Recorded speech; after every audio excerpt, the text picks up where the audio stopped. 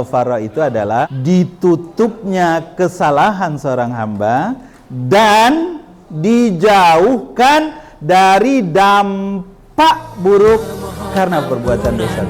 Astagfirullah, memuji kebesarannya, Masya Allah.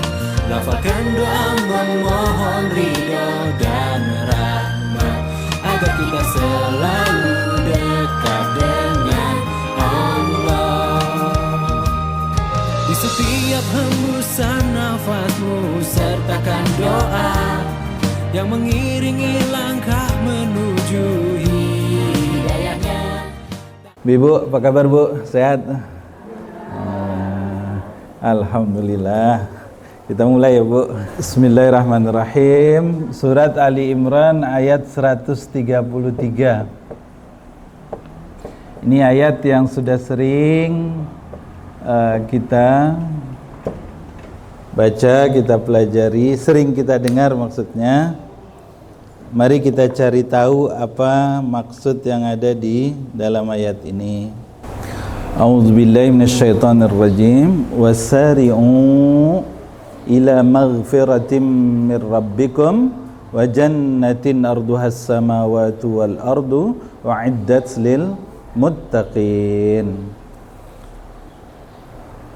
Kata Allah, bersegeralah kamu, wasari'u ila maghfiratin min rabbikum, kepada ampunan dari Rabb kamu, ya. Wa jannatin arduhas samawati wal ardu, dan juga kepada surganya yang seluas langit dan bumi, a'iddat lil muttaqin, yang Allah siapkan untuk orang-orang yang bertakwa, ya. Mari kita lihat dulu ayatnya, ibu-ibu sekalian.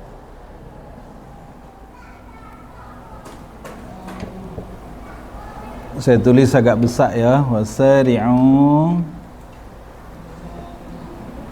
ila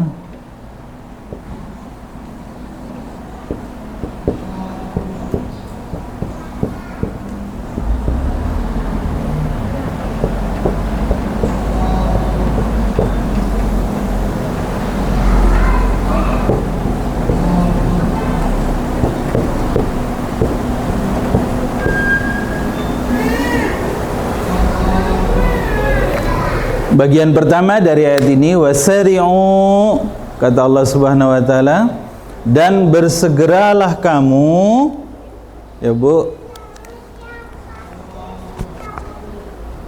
Wa ini artinya dan sari'u, sari. Kalau ibu lagi umroh, lagi haji, orang lagi jalan rame-rame, tiba-tiba ada yang lambat gitu kan di depan kita. Nah, kagak ada yang negur itu. Sari kata. Ligat, cepat dikit gitu, ya. Sari, ini bersegera. Dari kata saro'a, ya. Ila kepada magfirah. Apa Bu magfirah? Ampunan. Bersegeralah kamu kepada ampunan min dari Rabbikum, dari Rabbmu, kata Allah Subhanahu wa taala, ya. Yuk kita lihat ayat ini dulu sebentar.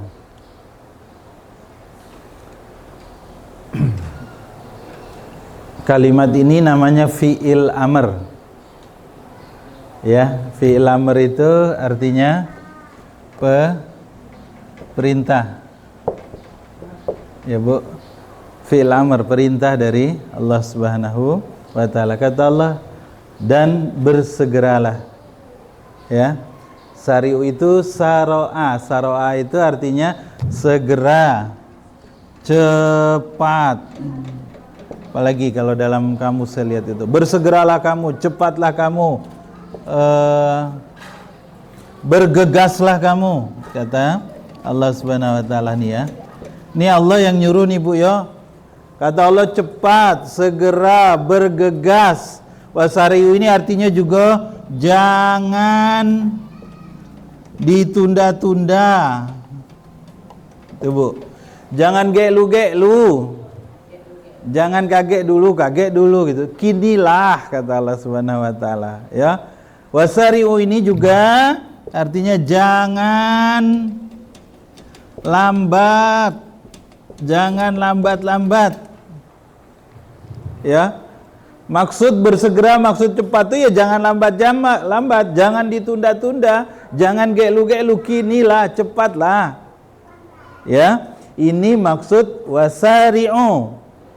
Ya, jadi jelas perintahnya, cepat, segera, bergegas. Namanya orang bergegas tuh, Bu, kan cepat. Bu, ada yang mau ngasih hadiah? Asal gitu kan. Siapa yang duluan sampai masjid dapat mobil? Berlari kita. Nah, itu yang dimaksud sari itu, segera. Dan itu yang Allah minta. Ini yang Allah sampaikan, wasari'u ila kepada maghfirah, kepada ampunan Allah. Ya, ada satu ulama, Bu, saya pakai kisah ini ya, Bu, ya, namanya Abdullah bin Mubarak, ya, Ibnu Mubarak. Ini orang dari ulama dari nama daerahnya Khurasan, nama kampung kecilnya Marwah. Kalau ada ulama gelar belakangnya Al-Marwazi, berarti dari kampung ini, ya.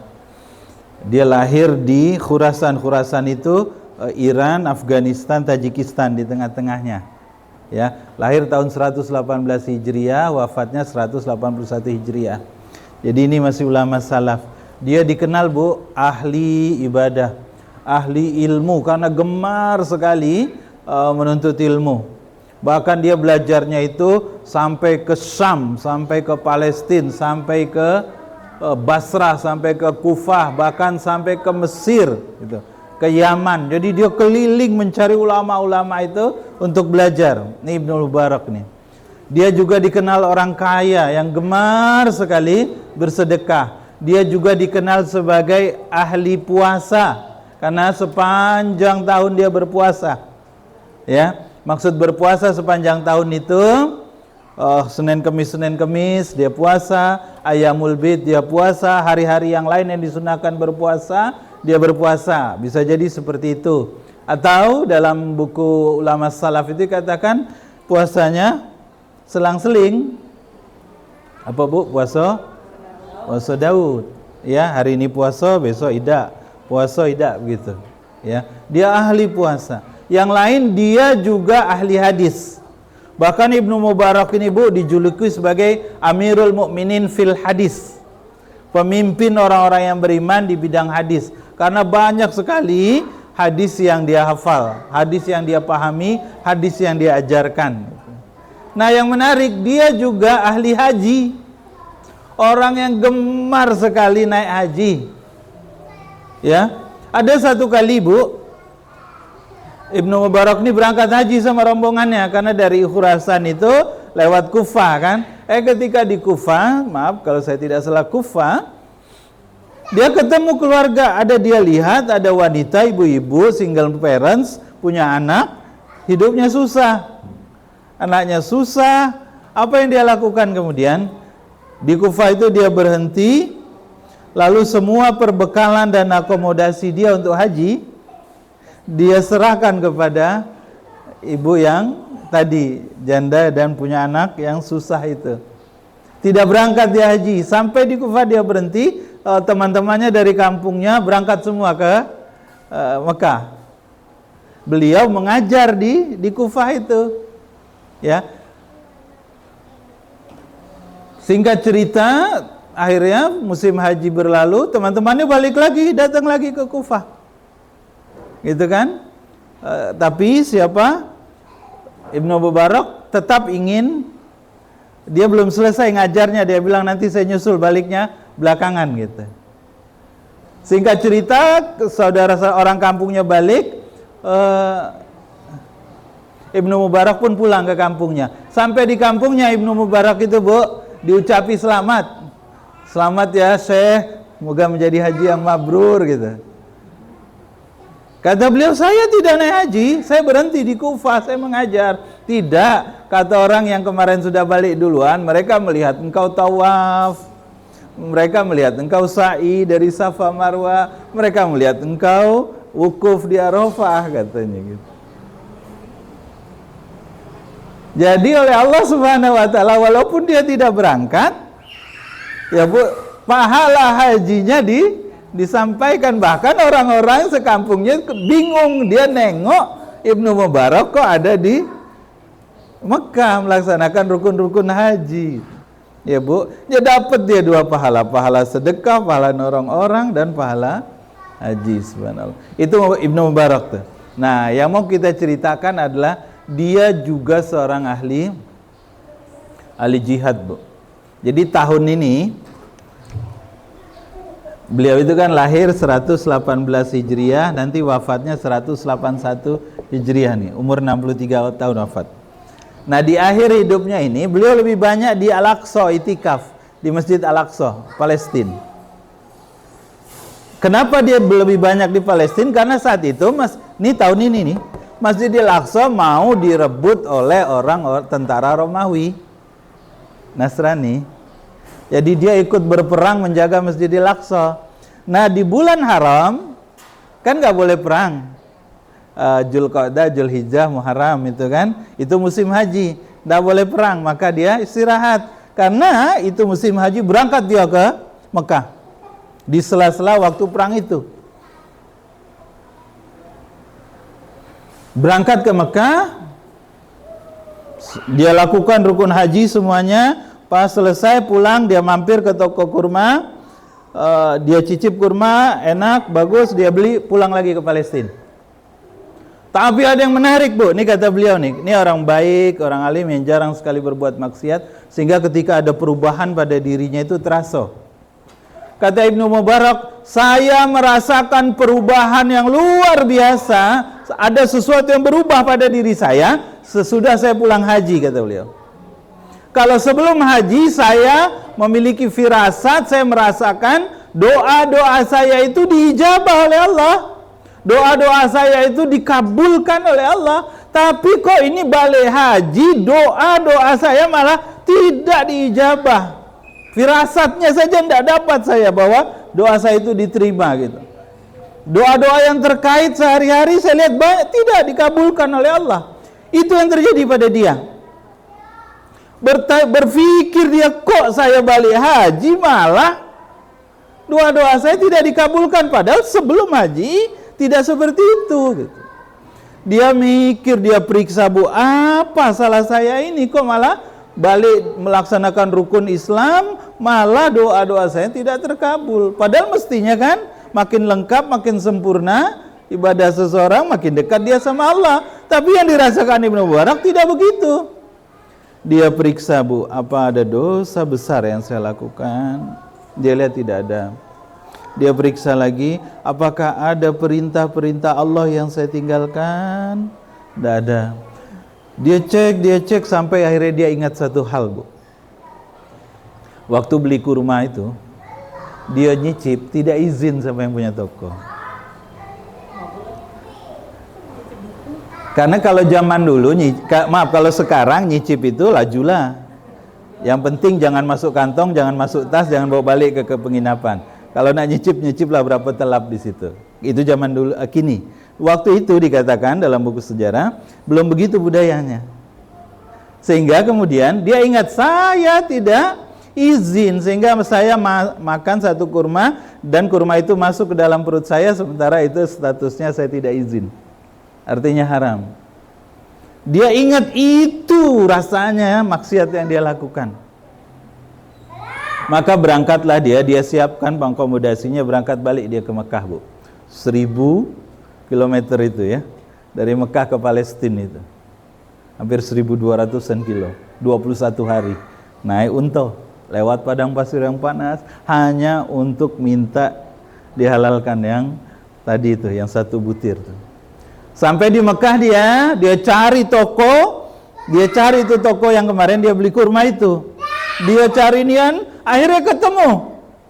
Tapi yang bikin dia sedih ketika ketemu ternyata penjual tokonya tidak sama. Sudah ganti. Bingung dia, karena bingung dia tanya kemudian sama si penjual toko yang sekarang, nak, di mana orang tua yang sebelum ini menjual kurma di toko ini, katanya. Ditanya sama anak yang menjaga toko ini, ada apa tuan? Oh, diceritakan oleh Ibnu Mubarak, saya dulu musim haji kemarin makan 1 butir tidak izin, saya datang ke sini minta dihalalkan, katanya. Atau kalau dia masih ada tidak mau menghalalkan, saya bayar, saya beli, gitu. Kata anak itu, kata penjual toko itu, Bu, tuan, itu ayah saya. Ayah saya sudah meninggal. Saya ahli warisnya. Karena dia ahli warisnya, Ibnu Mubarak bilang, kalau gitu tolong halalkan atau saya bayar, saya ganti uang. Kata anaknya, saya halalkan tuan, saya halalkan untuk engkau. Tetapi kesalahanmu belum selesai, katanya. Karena ayah ahli warisnya 10 orang. Kakak beradik dia 10 orang nih, Bu. Tuan baru dapat ridho dari saya, 9 orang yang lain belum. Supaya halal ya datangi semuanya. Singkat cerita, Bu, ditanya alamatnya, didatangilah sikok oleh Ibnu Mubarak. Selesai 10-10-nya, lapanglah dada Ibnu Mubarak karena semuanya menghalalkan 1 butir itu tadi. Balik lagi dia ke Palestina, bersiap lagi untuk jihad, bersiap lagi untuk itikaf. Sesampainya di Palestina, Bu, tahu apa yang terjadi? Beliau kembali merasakan doa-doanya dikabulkan oleh Allah. Firasatnya dan dia rasakan dalam keseharian, doanya kembali dikabulkan oleh Allah Subhanahu wa taala, ya. Sampai di sini, Bu. Kenapa kita melihat kisah ulama salaf ini? Itulah maksud kenapa Allah menyuruh kita bersegera. Kenapa? Karena kalau seorang muslim, Bapak Ibu sekalian, kalau kita muslimah melakukan sebuah maksiat, itu antara kita dengan Allah itu jadi ada hijab. Hijabun baina abdi wa rabbuh. Baina abdu wa rabbuh. Ada hijab, ada pembatas antara kita dengan Rabb kita. Kalau kita berbuat maksiat, maka kita menciptakan hijab, pembatas, tabir, tembok, dinding antara kita dengan Allah Subhanahu wa taala. Semakin banyak kita berbuat dosa, semakin luas itu temboknya. Semakin banyak kita berbuat dosa, semakin tebal hijabnya. Makin tidak tembus doa-doa kita. Sementara di satu sisi Allah itu Rahman, Allah itu Rahim, Allah itu selalu memberi. Maka ketika kita sendiri yang membuat barrier, penghalang dari dapatnya rahmat Allah, Allah suruh kita cepat bergegas, bersegera, karena Allah mau kita selalu dapat rahmatnya. Jangan tunda-tunda, jangan lambat-lambat, cepat. Coba. Kalaulah dia 1 butir makanan yang masuk dalam perutnya, itu ternyata membuat doa-doanya tertunda, doa-doanya terhalang. Kira-kira apa jadinya orang yang banyak dalam perutnya itu jadi darah daging makanan yang tidak halal? Apa jadi? Gitu. Ya, maka ibu semua, yuk, ini maksud ayat itu. Hilangkan hijab itu, hilangkan dinding itu, dan kitalah yang menghilangkannya. Karena kita yang berbuat salah, Allah pengen kita yang datang. Jadi, Bu, kalau kita anggap ini Allah, ini kita, ya Bu, begini. Setiap hamba kita ini kan fitrahnya awalnya dekat dengan Allah. Seperti Nabi Adam dengan Allah dekat di surga. Karena Nabi Adam berbuat dosa, maka kemudian Allah turunkan ke bumi jauh dari Allah. Begitu juga kita. Kalau kita berbuat kalau kita baik, kita dekat. Kalau kita buat satu maksiat, jauh. Tambah lagi, tambah jauh. Buat lagi jauh. Terus makin banyak makin jauh. Makanya tubuh itu taubat Taubat itu, tubu itu artinya ar-ruju. Rujuk. Ada suami istri berbala, jauh dia. Nah, rujuk itu berarti mendekat kembali. Ya, dekati Allah gitu. Cara mendekatinya bagaimana? Dengan memohon ampun. Sekarang pertanyaan, apa itu maghfirah? Ya, yuk kita lihat. Maghfirah itu kata dasarnya ghafara. Ini Bu. Ya. Ghafara ini artinya apa Bu? Nih kita bahas bagaimana ampunan Allah Subhanahu wa taala itu sangat luas ya. Sekarang kita lihat dulu apa kata dasar dari maghfirah. Ya, masdarnya adalah ghafara. Ghafara itu artinya menutupi. Nih kata ghafara ini artinya menutupi, menyembunyikan, ya, tidak dibuka. Ini ghafara. Artinya kalau seorang hamba mendapatkan ampunan dari Allah, maka Allah tutup kesalahan-kesalahannya. Allah sembunyikan kesalahan-kesalahannya sehingga orang lain tidak ada yang tahu. Kalau seorang hamba berbuat dosa, tidak Allah buka. Itu namanya ghafara. Berarti orang yang dapat ampunan Allah itu adalah orang yang ditutupi kesalahannya sehingga tidak ada yang nampak. Disembunyikan oleh Allah sehingga tidak ada yang tahu. Tidak dibuka sama Allah sehingga tidak ada satupun orang yang tahu bahwa dia berbuat salah. Karena ditutup. Tidak nampak gitu. Itu arti secara bahasa. Kalau arti secara istilah Bu, ghafara ini adalah, nih ya Bu, kalau ini bahasa bil lughah, kalau istilah ghafara itu adalah ditutupnya kesalahan seorang hamba dan dijauhkan dari dampak buruk karena perbuatan dosa tadi. Kalau lughahnya cuma menutupi, tidak nampak sama orang, tapi bukan hanya itu. Ghafara itu adalah ditutupinya maksiat, ditutupinya aib, ditutupinya kesalahan, ditutupinya keburukan seorang hamba, dan Allah jauhkan dia dari dampak akibat berbuat buruk itu. Itu namanya ghafara. Kita berbuat dosa nanti di akhirat. Dilihat ada di catatan buku kita, amal buruk kita, nampaklah itu. Maka dampak dari berbuat dosa ini apa? Kita pasti akan apa Bu? Disiksa, diazab karena berbuat dosa. Makanya yang dimaksud ghafara itu adalah ditutupnya ini catatan buku dan dijauhkan kita dari dosa, dari dampak berbuat dosa. Itu namanya maghfirah. Di dunia juga begitu. Ditutup, Allah menjadi sattarul uyub. Allah tutup aib-aib kita. Ibu terbayang nggak? Kalau kita berbuat dosa, terus setiap satu dosa tuh berbau gitu Bu. Kira-kira ada tak orang yang mau dekat dengan kita itu? Bu, tahu bau telegu tak? Lengket dia kan, kemana-mana lengket dan khas baunya itu. Apa kalau kata anak sekarang tuh dalam banget bau. Terbayang kalau setiap satu dosa jadi berbuat bau begitu. Setiap satu dosa bau begitu. Kita mengato-ngatai orang, berbaulah tubuh kita. Kita berbohong, berbaulah tubuh kita. Kita merendahkan orang lain, berbaulah tubuh kita. Kita marah, ya, pokoknya macam-macam kesalahan kita buat berbau. Atau bayang enggak macam mana jadinya kita nih? Hari ini karena Allah tutup Bu kita, yang Allah tengok kita nih baik.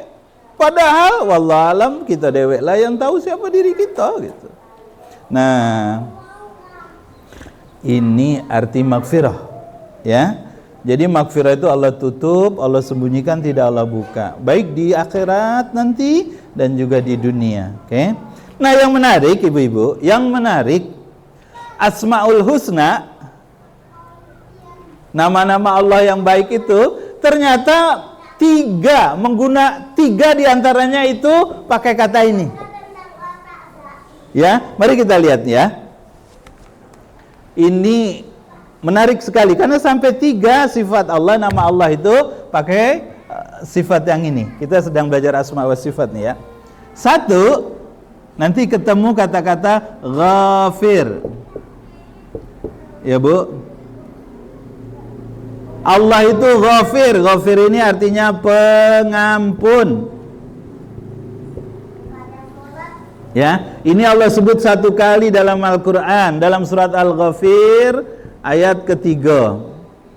Ghafiruz zambi wa qabilit taubi wa syadidul iqabi. Allah itu mengampuni zambi. Kalau ghafir padanannya itu zanaba, gini Bu. Ya. Zamba ini artinya 1 dosa. 1 dosa. Ibu hari ini lagi marah-marah, kesal, keluar rumah ada kucing, ibu pijak gitu kan. Itu namanya zanaba. Kesal sama orang, kucing yang jadi kesal sama abang, sama bapak, sama mas, anak yang jadi, ya misal yang jadi tumpuk limpahannya. Nah, zanaba itu artinya 1 dosa. Maka kalau kita berbuat 1 dosa, kata Allah Subhanahu wa taala, datanglah kepada Ghafir. Ya. Datanglah kepada Allah yang mengampuni 1 kesalahan. Datanglah kepada Allah yang mengampuni 1 kesalahan. Dan Allah, ibu-ibu sekalian, luar biasa. Nah, ini kita lihat bedanya Allah sama kita. Apa bedanya Allah sama kita dalam urusan memaafkan? Oke? Tengok ya. Tengok nih, kita baru cerita Ghafir. Saya mau cerita betapa kasih sayang Allah itu luas sekali, ya. Kalau ada orang berbuat salah sama ibu, sakit hati ibu, ya. Tiba-tiba dia datang minta maaf. Cuma Bu Sri, macam mana? Ada orang Sri berbuat salah sama awak lalu minta maaf dia, awak sakit yang di hati ini. Yuk kita maafkanlah, sepakat ya tak? Kita maafkan, tapi dalam hati nih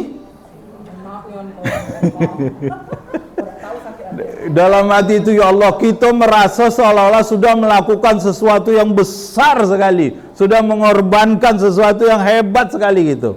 Sudah merasa hebat kita ketika kita memaafkan dia. Bedanya Allah sama kita, Bu. Kalau ada orang datang berbuat dosa, dia datang sama Allah, minta ampun sama Allah, bukan hanya Allah ampuni, Allah kasih hadiah.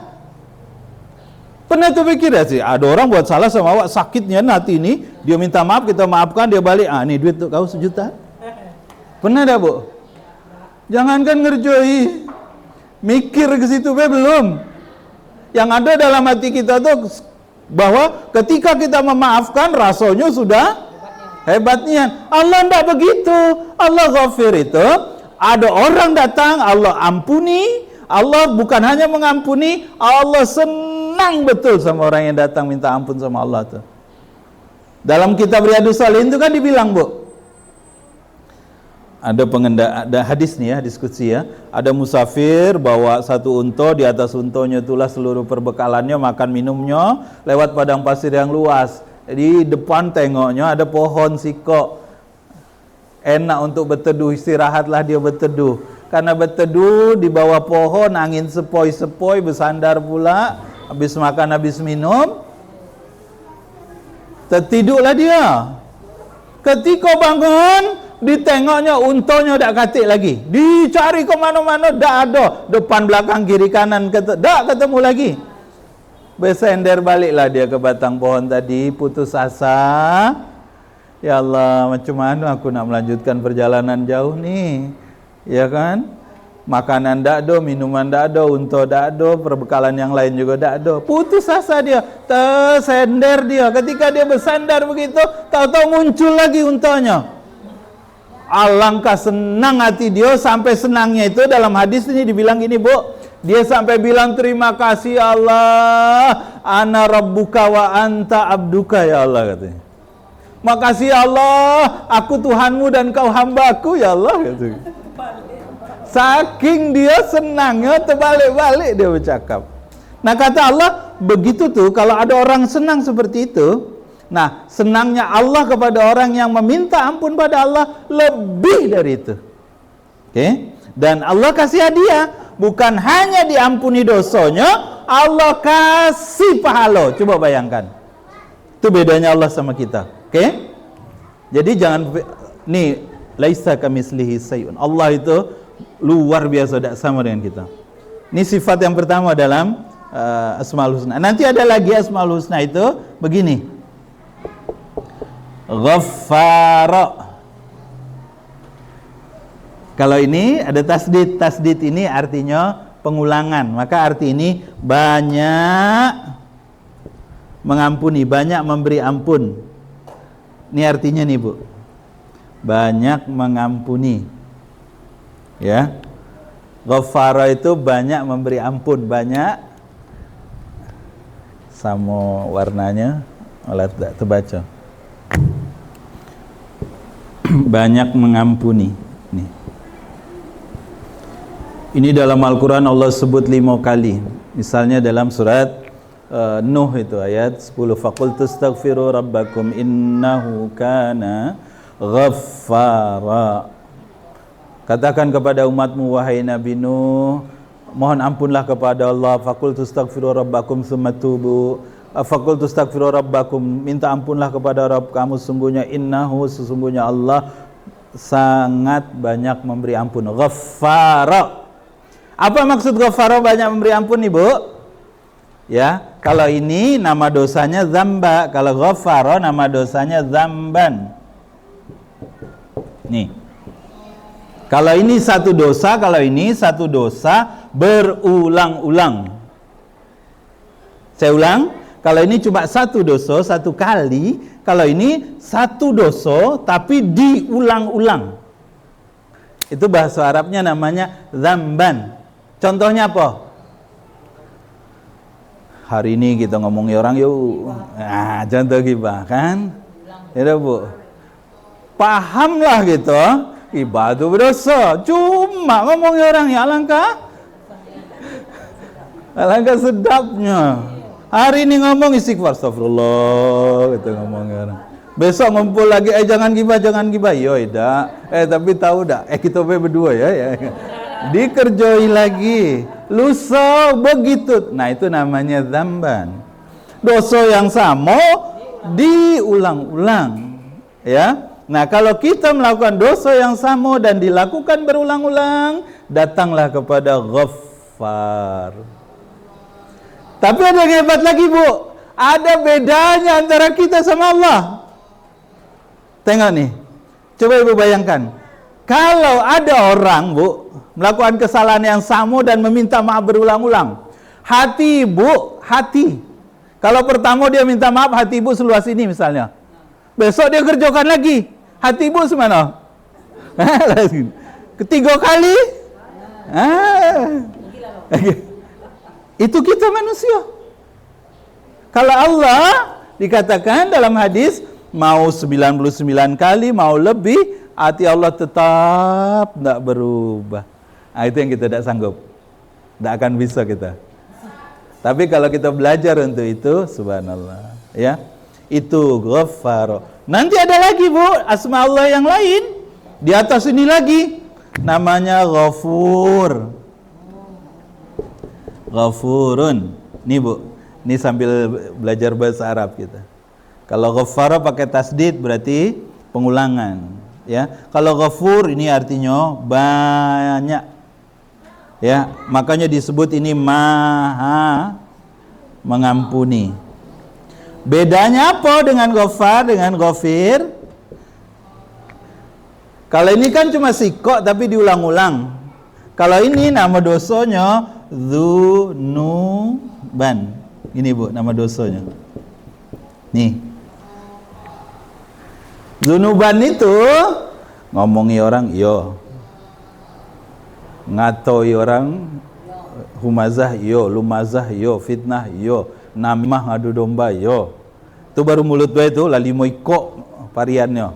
Tangannya belum lagi, tangannya, kakinya belum lagi, matanya, telingonya. Itu namanya dosonya banyak dan dilakukan berulang-ulang. Itu bahasa Arabnya dzunuban. Apakah diampuni Allah dosa yang seperti ini? Banyak dan dilakukan berulang-ulang, diunjuk tahu laku katanya. Tetap dia kerjakan. Itu namanya dzunuban. Nah, kalau ada orang yang melakukan dosa seperti ini, apakah Allah ampuni? Ternyata kata Allah, Bu, kalau kamu berbuat seperti itu, panggillah aku Ghafur, karena aku Maha Mengampun. Ya, Bu. Itu bedanya Ghafir, Ghafar, Ghafur. Jadi dari urutan ini nampak betul betapa luas dan kasih sayang Allah itu. Ada lagi tak dosa di atas ini nih? Ada, Bu. Dalam Al-Quran namanya israf. Nih, dalam Al-Quran namanya israf. Israf ini artinya dosa yang kelewatan. Macam mana tuh? Kebangetan, kelewatan. Tadi diunjuk tahu bukan cuma ngelawan dia. Tahulah aku, tualah aku. Banyaklah aku makan asam garam dunia ini daripada kau. Dululah aku lahir. Misal gitu kan. Apalagi Bu, asal diunjuk tahu. Israf nih contohnya Fir'aun, Namrud, Korun, ya, yang disebut-sebut dalam Al-Quran tuh. Yang keterlaluan sekali, ya, keterlaluan ini israf ini artinya, ya. Apakah Allah ampuni ini? Jawabannya Allah ampuni asal minta ampunnya sebelum napas ada di tenggorokan. Ya, ini Allah sebut dalam surat Az-Zumar ayat 53. Ya, kata Allah Subhanahu wa taala, Allah pasti ampuni. Allah ampuni semua dosa. Ya, innallaha yaghfiru dzunuba jami'an. Allah ampuni semua semua dosa. Ya. Asal kita minta ampun sama Allah. Oke. Ini cerita Ghafur. Jadi balik ke sini, balik ke pangkal, balik ke ayat ini, Ibu. Wasari'u, segera, cepat. Allah, walaupun dosa kita seperti apapun juga, ya, kita sampai jam 11. Siap. Jadi kata Allah, kenapa wasari'u? Allah akan ampuni cepat seperti apapun jenis dosa kita, mau dzanaba, mau zamban, mau dzunuban, mau israf, ya, atau lebih dari itu kalau ada, tetap semuanya Allah ampuni. Dan Allah ingin kita mendapatkan tadi ampunan Allah, rahmat Allah itu. Maka ibu-ibu semua yang dirahmati Allah, la taqnatu min rahmatillah, kata Allah Subhanahu wa taala dalam surat Az-Zumar itu ayat 53. Jangan kamu putus asa, awak merasa sudahlah dosa aku ni banyak nian, sudahlah aku ni dak bakal diampuni, dak akan dimaafkan. Lajulah apa yang nak terjadi terjadilah. Jangan. Ya, jangan begitu, karena kata Allah, la taqnatu min rahmatillah, jangan kamu putus asa dari rahmat Allah. Maksud rahmat Allah di situ adalah jangan putus asa dari ampunan Allah Subhanahu wa ta'ala. Oke? Bu, paham ya? Kita sambung. Sekarang ini kan sumir, abstrak ini, Bu. Wasari'u ila magfirati min rabbikum. Bersegeralah kamu kepada ampunan Allah.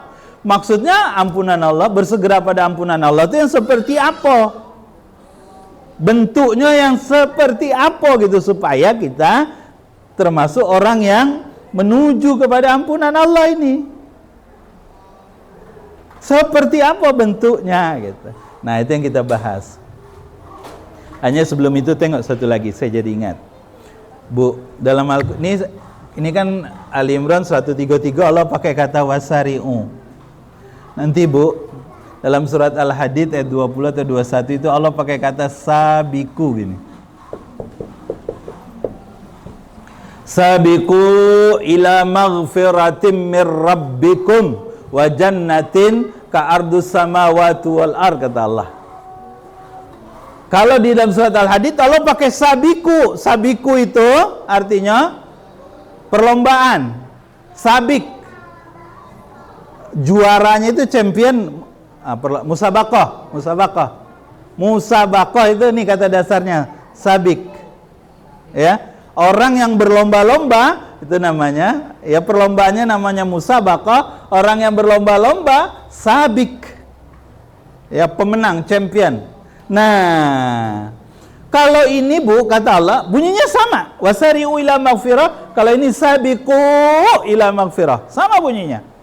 Kalau ini personal, kita dewe, ayo jangan tunda-tunda, jangan lambat-lambat. Kalau ini Allah ternyata bukan hanya suruh kita apa Bu dewe-dewe. Ternyata di sini Allah menyuruh kita segeranya itu sabik. Maksudnya jangan keduluan orang.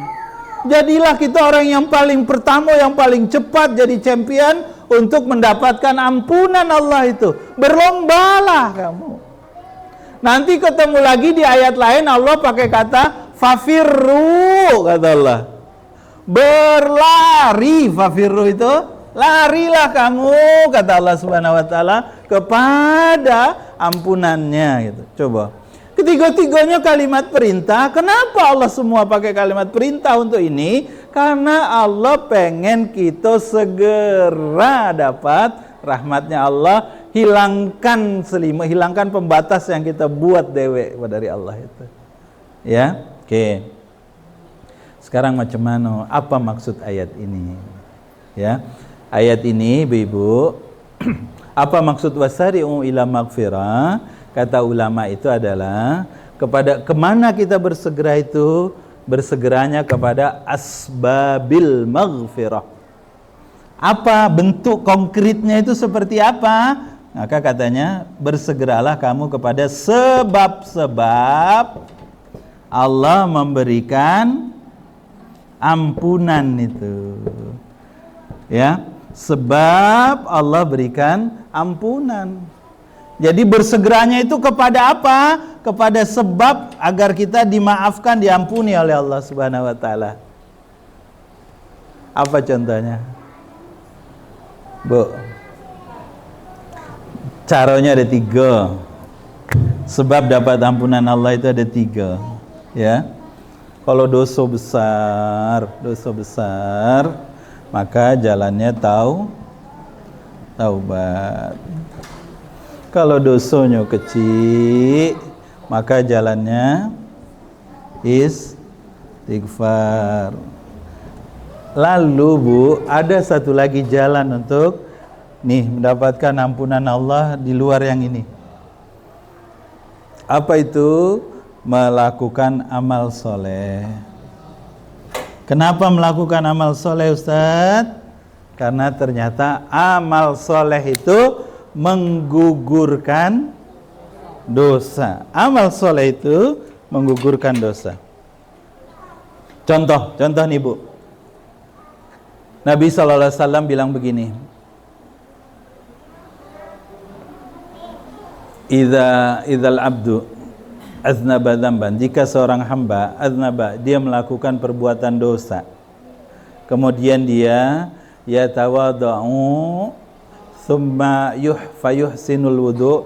Kalau seorang hamba melakukan perbuatan dosa, kemudian dia berwudu, fayuhsinul wudu, kemudian dia sempurnakan wudunya, summa sallu, kemudian dia yusallu rakaatain, dia salat 2 rakaat, summa astaghfaru, kemudian dia mohon ampun kepada Allah, ala ghafarullahu lahu, kata Nabi SAW. Tidaklah kecuali Allah pasti akan berikan untuk dia ampunan Allah Subhanahu wa taala. Itu yang dimaksud amal soleh. Itulah sebabnya kemudian lahir sholat sunnah yang namanya sholat sunat taubat. Dari hadis ini yang saya baca tadi. Siapa yang berbuat dosa, kemudian dia berwudu, dia sempurnakan wudunya. Maksud menyempurnakan wudu apa, Bu? Bagus-bagus dia berwudu, muka kumur-kumur, hidungnya Slow-slow kalau membasuh tangan tuh slow-slow jari. Pokoknya dia sempurnakan wudunya, summa yusallu rakaatain, kemudian dia sholat 2 rakaat, summa astaghfaru, dia mohon ampun kepada Allah. Maka kata Nabi, ala ghafarallahu lahu, pasti Allah ampuni dia. Itulah namanya kita nyebutnya sholat sunat taubat. Itu contohnya. Nah, sekarang saya bahas ini. Bahas tiga-tiganya lama pula ya dah, Bu. Bersegeralah kamu kepada ampunan Allah Subhanahu wa taala. Oke. Sekarang yuk kita lihat. Banyak ternyata jalan agar kita, tadi Bu, Allah hilangkan dinding antara kita dengan Allah itu. Kenapa sih harus segera? Tadi karena ada hijab, ada pembatas. Kenapa lagi harus segera? Karena Allah bilang dalam surat Al-Baqarah ayat 222. Apa Bu? Doa sesudah wudu itu. Innallaha yuhibbut, apa Bu? Tawwabina wa yuhibbul mutatahhirin. Kenapa kita harus bertobat, mohon ampun cepat-cepat? Karena Allah cinta, suka pada orang yang bertaubat dan selalu membersihkan dirinya. Kenapa kita segera harus cepat-cepat? Karena Nabi sendiri selalu bersegera mohon ampun pada Allah. Nabi itu kan maksum, Bu. Coba Ibu bayangkan, Nabi itu maksum. Maksum itu artinya dosa yang lalu diampuni, dosa hari ini diampuni, bahkan dosa yang akan datang akan diampuni. Itu Nabi maksum. Sekarang pertanyaan, Nabi yang sudah dijamin masuk surga, maksum, dijamin juga tidak akan disentuh api neraka. Apakah Nabi masih istighfar? Jawabannya ternyata Nabi masih. Bahkan dalam hadis itu dikatakan, Bu, wallahi inni la astaghfiruka wa atubu ilai fil yaum 70 marrah. Ini Bu, dalam hadis riwayat Muslim, sehari aku beristighfar dan menampun kepada Allah fil yaum, setiap hari, dari setiap satu hari, kata Nabi, 70 marrah, 70 kali. Muslim bilangnya beda lagi. Kalau kata Muslim, mi'ata marrah, Nabi 100 kali setiap hari itu. Dua-duanya sahih hadisnya. Lalu dicari oleh para ulama hadis. Kenapa beda ini? Ternyata Bu, kalau ada satu hari Nabi merasa amalnya tidak sebagus sebelumnya, menurun amalnya, futur istilahnya gitu Bu ya. Oh, mungkin kemarin sholat sunnahnya 4 rakaat, hari ini sholat sunnahnya misal itu 2 rakaat, kemarin baca Qur'annya 1 juz, hari ini 1 juz kurang 1 halaman. Nah, kalau Nabi lagi menurun, futur tadi, maka Nabi membaca 100 kali. Ini penjelasannya kenapa beda. Ya. Nabi saja seperti itu, Bu. Allahu Akbar. Ya. Lah kita tidak ada jaminan dosa diampuni, tidak ada jaminan masuk surga, tidak ada jaminan lepas dari neraka, ya dak. Mestinya kita juga banyak-banyak beristighfar pada Allah. Oke. Yuk kita masuk ke sini sekarang, Bu ya. Jadi, apa yang dimaksud bersegera kepada ampunan Allah itu?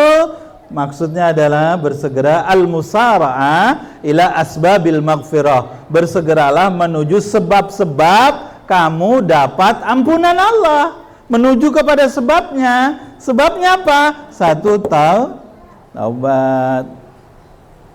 Taubat itu artinya tadi apa? Rujuk.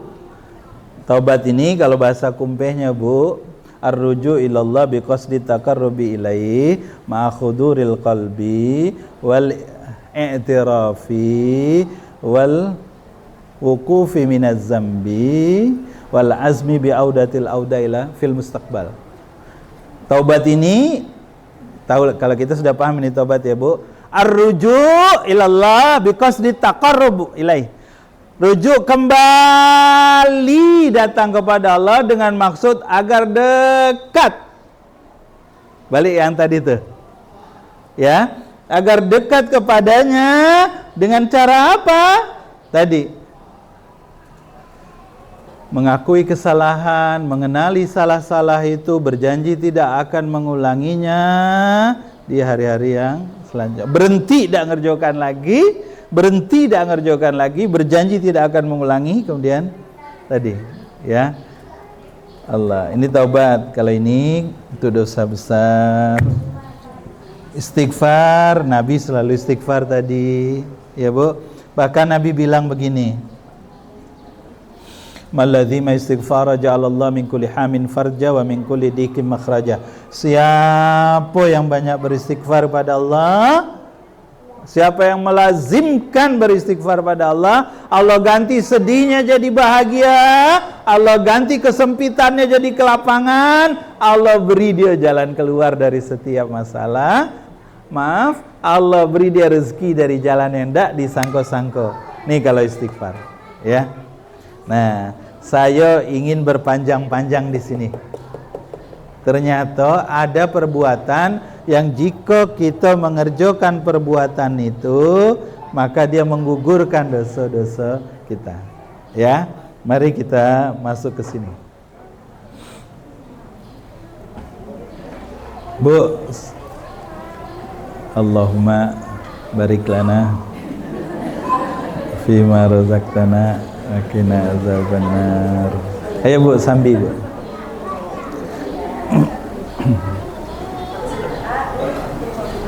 Ya, baik. Ayo Ustaz, misalnya ini ada satu pikiran yang harus kita hilangkan dulu. Ada satu pikiran yang harus kita hilangkan. Banyak orang berpikiran seperti ini. Ustaz, ngapa istighfar? Aku kan tidak ada dosa. Ustaz, ngapa taubat? Aku kan tidak melakukan dosa besar. Ngapa aku harus istighfar? Orang sana Bu, banyak yang berpikir begitu Bu. Ya, mudah-mudahan kita, Bu, Ibu ada tak pikiran itu istighfar? Aku tidak ada dosa dah, aku tidak ada salah, ngapa suruh istighfar? Nah, yuk kita tengok. Satu, sebelum kita sambung ini ya, rubah dulu cara berpikirnya. Saya kasih contoh satu hal. Dua contohnya ya Bu ya. Suatu kali Bu, Nabi bilang, dalam tubuh kita ini dari atas sampai, dari kepala sampai ke ujung kaki banyak persendian. Iya tak Bu? Ada berapa Bu? Bu, ada berapa persendian?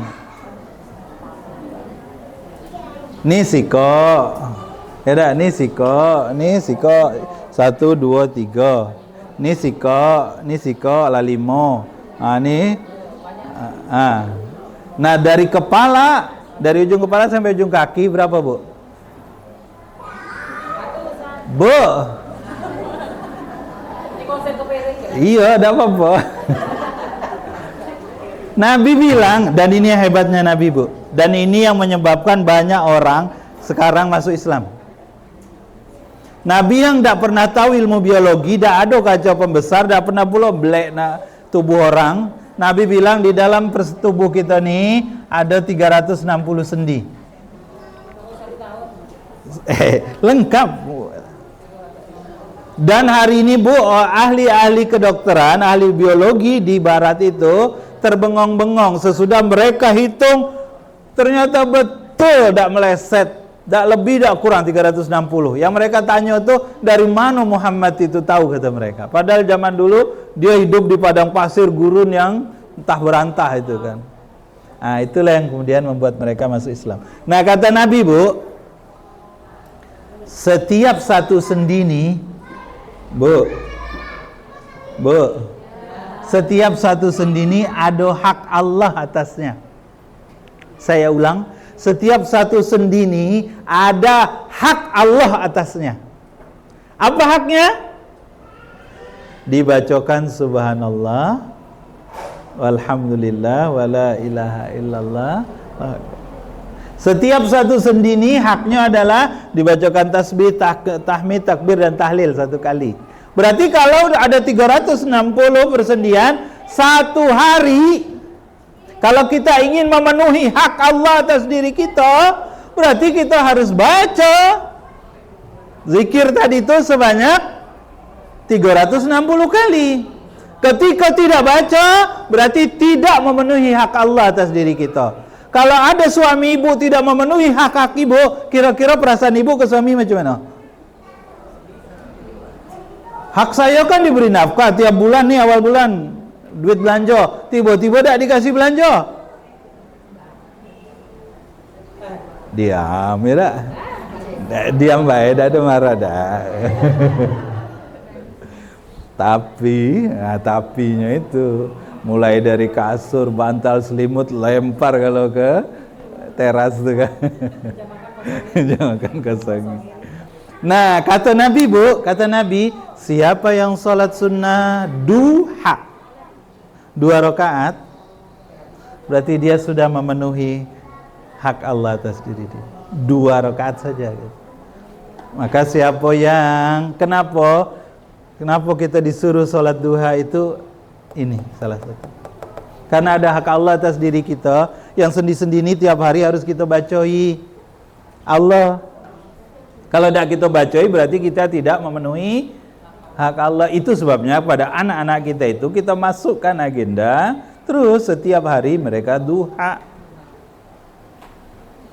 Ya. Kalau hak Allah tidak kita penuhi, ya jauh Allah sama kita. Oh ya tidak salah, tapi ada penghalang. Itulah. Oh saya tidak ada dosa, tapi hak Allah tidak kita penuhi. Berapa hari sejak kita balik yang kita tidak memenuhi hak Allah atas ini? Ya kan? Ustaz, aku tidak ada dosa. Misal gitu lagi pikiran.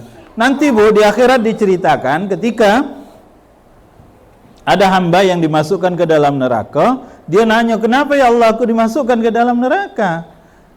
Ini hadis qudsi ya Bu ya, kata Allah Subhanahu wa taala, dulu aku sakit, kau tidak ada nengok aku. Kata Allah nih.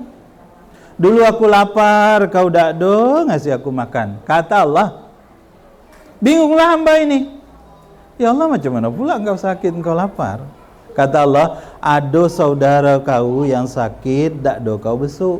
Ada saudara kamu yang dia lapar, tidak kamu beri makan. Itu sama saja seperti aku sakit, tidak engkau besuk, seperti aku lapar, tidak engkau beri makan. Ada tak kira-kira awak makan enak, posting pula kan? Pakai daun pula tu kan, rame-rame, tak di posting pula. Nah, yang nengok lapar belum makan dia. Ya Allah, maka jangan posting-posting makan Bu. Sebab salah satu konsekuensi posting lagi makan tuh ada keharusan yang nengok harus kita kasih. Lantak lah.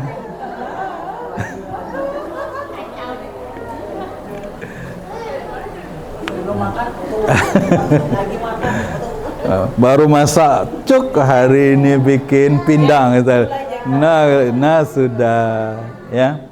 Balik ke sini ya Bu. Itu maksudnya saya nggak merasa dosa besar, saya nggak merasa melakukan maksiat, tidak ada perintah Allah yang saya langgar, yang saya tinggalkan, tidak ada larangan yang saya langgar, lalu saya tetap harus maksiat, harus istighfar. Jawabannya iya. Kenapa? Karena ada hak-hak orang lain pada diri kita yang kita nggak tahu apakah kita penuhi atau tidak. Ada hak Allah yang juga kita tidak tahu apakah kita penuhi atau tidak. Ya, baik. Yuk sekarang kita masuk ke sini. Bagaimana kata Nabi Sallallahu Alaihi Wasallam, ada amal-amal soleh yang kalau dia kerjakan maka itu akan menggugurkan dosa-dosa kita, walaupun kita tidak meminta ampun. Maksudnya kita tidak istighfar. Ya, yuk kita bahas ini.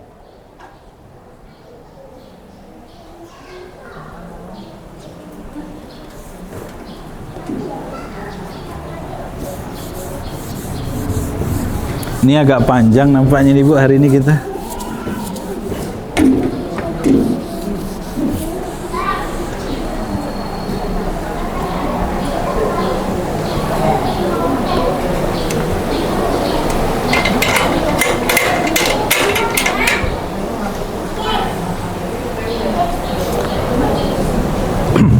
Baik, mari sekarang kita masuk ke ini Bu. Bagian yang ketiga mari kita fokus ke sini. Ya. Ternyata ada amal, ada perbuatan yang jika kita kerjakan itu akan menggugurkan dosa-dosa kita. Dalam surat yang ke-11 ayat 114 ataupun nanti dalam hadis Nabi ya, ikutilah setiap perbuatan buruk itu dengan hasanah. Di Al-Quran saja dulu, di surat ini dibilang innal hasanati yuzhibna sayyiat. Setiap satu hasanah, kata Allah Subhanahu wa taala, dia akan menghapuskan satu sayyiat. Bu, sayyiat itu ditanya ma maknaha sayyiat, dijelaskan dalam tafsir as-sayyiat hiya saghair. Sayyiat itu adalah dosa kecil, oke? Nah, Allah bilang dalam ayat ini, innal hasanati yuzhibnas sayyiat. Setiap satu perbuatan baik dia akan menggugurkan satu dosa. Al-Quran yang bilang. Ya. Maka contoh kita orang tua. Satu, baca Quran. Nih Bu, kalau ini kan jelas ya, saya kepingin semangat kita membaca Al-Quran itu selalu terjaga, selalu hadir. Tiap hari kita punya target-target bacaan Quran ya. Bukan hanya anak-anak kita, tapi kita orang tua juga baca Quran. Nabi SAW bilang begini Bu, kata Nabi SAW, man qara'a harfan min kitabillah falahu hasanah. Siapa yang baca satu huruf dari Al-Quran, maka dia dapat satu hasanah. Wal hasanatu bi asyri amsalihha. Setiap satu hasanah itu dilipat gandakan jadi 10. Kalau baca Quran, satu huruf itu Allah lipat gandakan jadi 10. Kalau kita baca Bismillahirrahmanirrahim 19 huruf, berarti kita dapat hasanah 190 kebaikan. Tambah berat timbangan amal hasanah, amal kebaikan kita itu. Di sisi yang lain, innal hasanati yuzhibnas sayyiat. Maka pada waktu yang sama berguguranlah 190 dosa. Sebelum tidur Ibu baca tabarak, Ibu baca apa lagi Bu? Allahumma apa? Doa mau tidur apa Bu? Oh, bismillah. Hafal kalau itu gitu. Sebelum tidur baca tabarakalladzi biyadihil mulku wa huwa ala kulli syai'in qadir alladzi khalaqal mauta wal hayata liyabluwakum ayyukum ahsanu amala wa huwal azizul ghafur sampai ayat terakhir. Berapa hurufnya tuh? Belum pernah ngitung gitu. Artinya jumlah hurufnya kali 10, sebanyak itu pula dosa kita itu digugurkan oleh Allah Subhanahu wa taala. Baca Quran.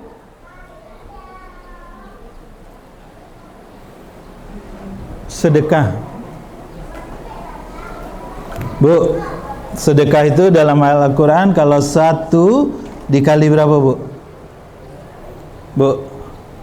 Dalam Al-Quran itu satu perbuatan baik ketika kita berinfak 1 kali, ada yang kali 10, ada yang kali 70, ada yang kali 100. Jadi kalau Ibu berbuat satu kebajikan, maka bisa jadi pahalanya sampai 700. Nih ya, kali 7 kali sampai 7.000 kali lipat. Sedekah. Apalagi kalau sedekahnya sedekah subuh. Sekarang budaya yang baik lagi apa Bu? Hari Jumat nih, Jumat berbagi misalnya. Subhanallah.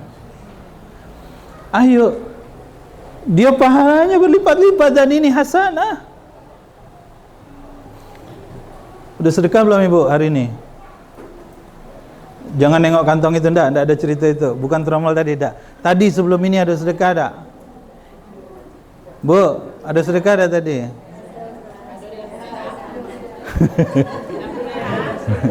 Sudah Ustaz, sebelum mau keluar rumah tadi senyum sama tetangga. Maksud saya sedekah harta. Ada enggak? Bu, ada alhamdulillah. Sedekah yang elok, biasakan nian Bu, pagi-pagi. Ya, maksudnya kalau bisa wajibkan. Saya berani ngomong karena kami sama, maaf, kita mengharuskan ini. Sekuat tenaga macam mana sedekah subuh. Kenapa sedekah subuh Bu? Karena subuh itu Nabi doa, Allahumma barik ummati fi bukuriha, ya Allah berikanlah kebaikan yang banyak sekali kepada umatku di pagi hari. Maksud di pagi hari yang ketika dia berpagi-pagi sudah melakukan kebaikan. Itu satu. Berarti kalau kita pagi-pagi berbuat kebaikan, dapat kita doa Nabi itu, Allahumma barik ummati, ya Allah berkahi, beri kebaikan yang banyak, beri kebaikan yang selalu bertambah hari itu untuk dia, karena dia bercepat-cepat berpagi-pagi berbuat kebaikan. Bukuriha, Bakar, Abu Bakar, bapak yang paling cepat berbuat kebajikan. Wasabbihu, kita suka doa itu kan, wasabbihu bukratau, bertasbih di waktu pagi dan sore, wa asila.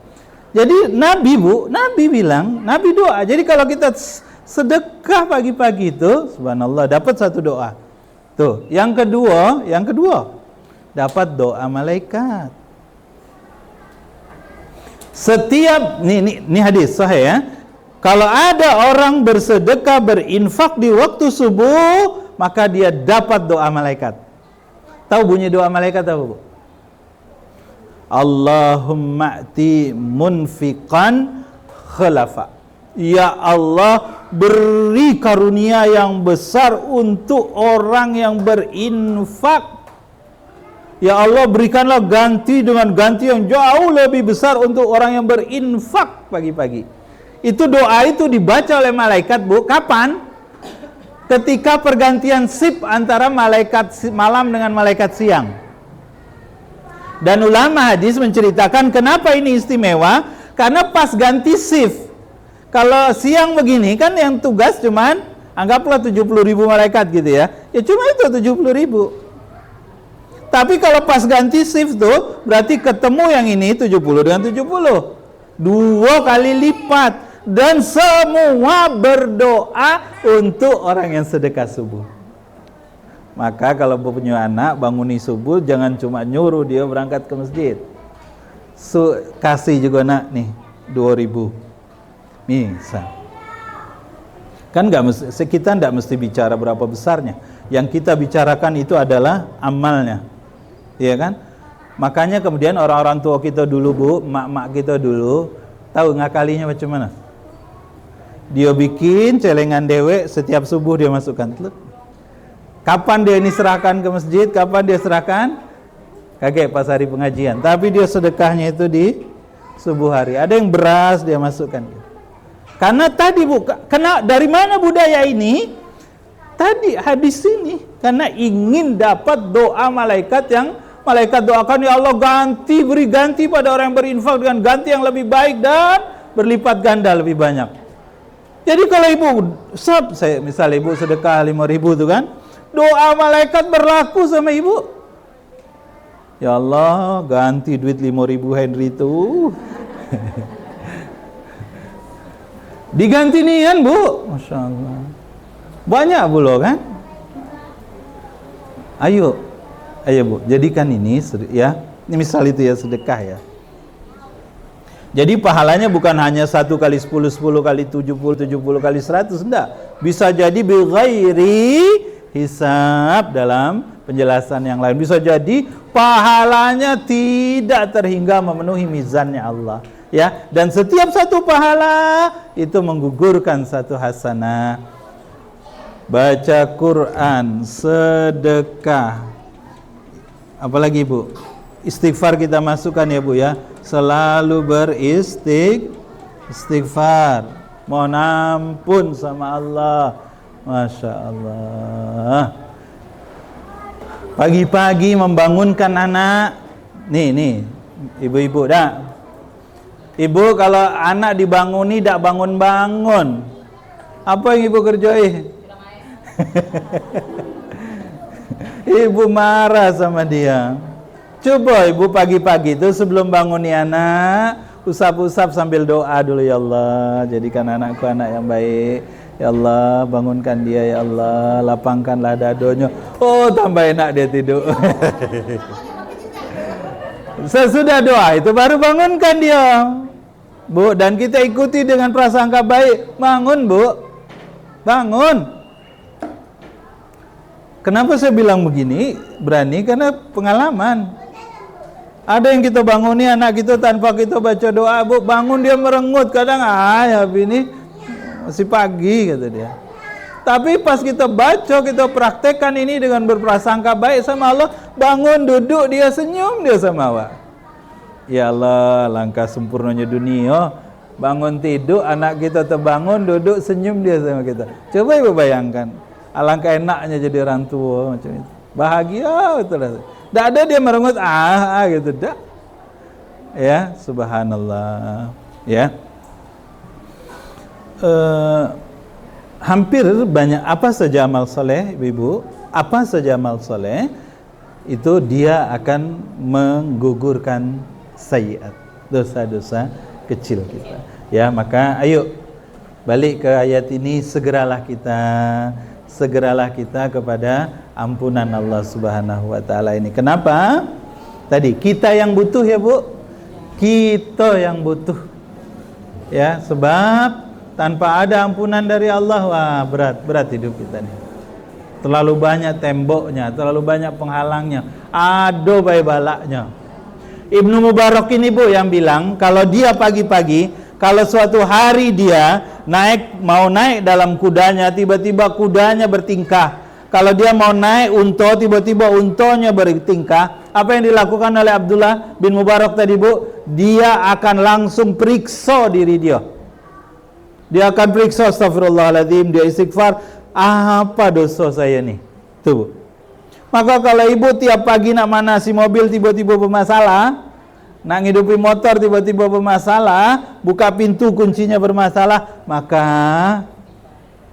ingat, Bu, apa? Mulai jangan mulai apa? Manggil, bang, apa nih? Gitu. Jangan. Istighfar dulu kita. Apa nih ya dosa saya? Ada salah apa ya? Mohon ampun sama Allah. Baru sudah itu usaha. Gitu. Ya. Baik, ibu-ibu, sementara itu dulu.